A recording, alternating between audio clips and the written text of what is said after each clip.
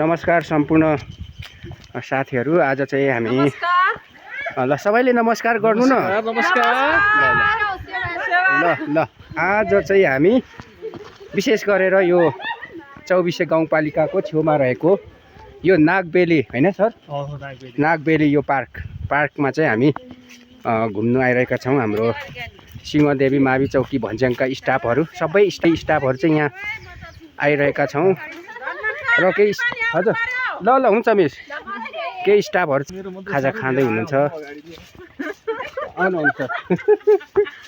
अनि हामी चाहिँ एकछिन यहाँ विशेष कामले आएको हो नि हामी हैन, तर विशेष काम एकछिन पछाडि हुन्छ। तर त्योभन्दा अगाडि हाम्रो केही समय भएको हुनाले चाहिँ त्यो समयले चाहिँ सदुपयोग गर्नुको लागि यो पार्कमा घुम्न यहाँ म चाहिँ फेरि उहाँ हाम्रो भिडियो हाम्रो युट्युब च्यानल चौबिसे भ्लग्समा चाहिँ अपलोड गर्नुको लागि म यहाँ फोटो भिडियो बनाउँदैछु। यहाँ हेर्नु सम्पूर्ण साथीहरू हेर्नु होला, हाम्रो स्टाफहरू साथी परिवार सदस्यहरू चाहिँ यहाँ हुनुहुन्छ है। ल यहाँ हेर्नु है मिस, हजुर ल छलिँदैन ल। उहाँहरू चाहिँ एकदमै फोटो खिच्ने सेसनमा चाहिँ व्यस्त हुनुहुन्छ है। यस्तै छ हाम्रो नागबेली पार्क चाहिँ एकदमै सुन्दर, एकदमै राम्रो। तपाईहरू पनि घुम्न आउनु होला, घुमेर चाहिँ यहाँ रमाइलो गर्नु सक्नुहुनेछ। यहाँ चाहिँ सर्पको जस्तै नागबेली नाग जस्तै भएको हुनाले चाहिँ यो नागबेली नै पार्क भनेको होला जस्तो चाहिँ लागिरहेको छ। विशेष गरेर चाहिँ यो पार्कको बारेमा चाहिँ अब किन राखियो भन्ने कुरो चाहिँ हामीले विशेष गरेर अध्ययनै गर्नु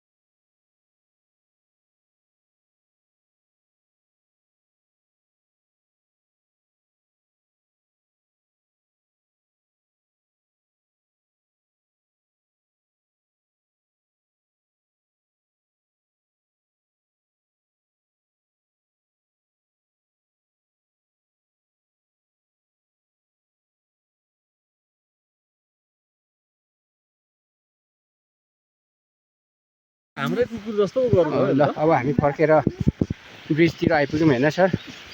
अब यहाँदेखि हामी बिस्तारै यहाँबाट गेटबाट निस्किन्छौँ नि होइन। त अत्यन्तै सुन्दर ब्रिज रहेको छ है। हामी यहाँ आइपुगेका छौँ।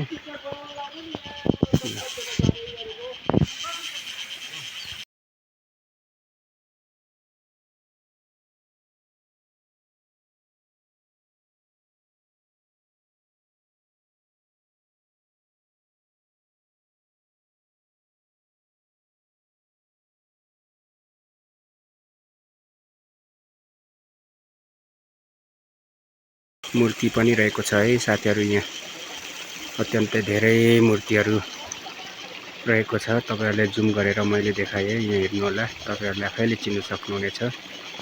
यहाँ देखिएको छ है गणेशको मूर्ति। यहाँदेखि हाम्रो शर्मिसहरू यहाँ उता पुग्नु भएको छ। म पनि पछाडि जाँदैछु। यहाँ भित्र चाहिँ अत्यन्तै सुन्दर कछुवा, यो त कछुवा नै हो नि हैन सर? बनाएको कछुवा हो यो चाहिँ, मान्छेले बनाएको, हेर्दै चिन्यो है। तर यो चाहिँ कि यस्तो अनौठो हेर्नुहोस् त ल, रुखको जरा, यो चाहिँ आफै बनिएको रुखको जराको कछुवा छ क्या। ल हेर्नुहोस् है, ठ्याक्कै हैन हो। ल हामी यस्तै हेर्नलाई कति टाढा जान्छौँ नि सर। र हाम्रै नजिकै चौबिसेको गाउँपालिका नागबेली पार्कभित्र रहेको यो सुन्दर दृश्यहरू तपाईहरुलाई देखाए है। यो चाहिँ कछुवा रहेको छ। अगाडिपट्टिको यो मान्छेको आकृतिको अब यहाँदेखि उताको भिडियोहरू म देखाउँदैछु।